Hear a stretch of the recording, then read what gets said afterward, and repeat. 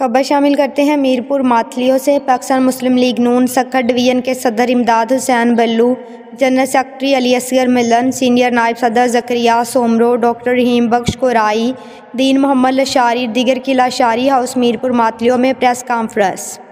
मुस्लिम league नून सक्खर के divisional सदर इमदाद अहमद बल्लू ने मीडिया से बात करते हुए कहा कि सिंध हाउस इस्लामाबाद पर PTI के गुंडों की शदीद जानब से मज़ामत करते हैं। उन्होंने कहा कि सिंध सूबे में गवर्नर राज लगाया गया तो नून लीग मज़ाहमत करेगी और गैर आइनी अमल बर्दाश्त नहीं करेंगे। उन्होंने मज़ीद कहा PTI हुकूमत मुकम्मल तौर पर नाकाम हो चुकी है। उन्होंने कहा कि PTI हुकूमत ने 3 सालों में महंगाई के अलावा क्या दिया। पाकिस्तान की गरीब आवाम 2 वक्त का खाना खाने के लिए सख्त परेशान है। उन्होंने कहा संदा हाउस पर हमला सिंध पर हमला जो बर्दाश्त से बाहर है, क्योंकि वहाँ पर हमारी माएँ और बेटियाँ रहती हैं और हमारे भाई रहते हैं।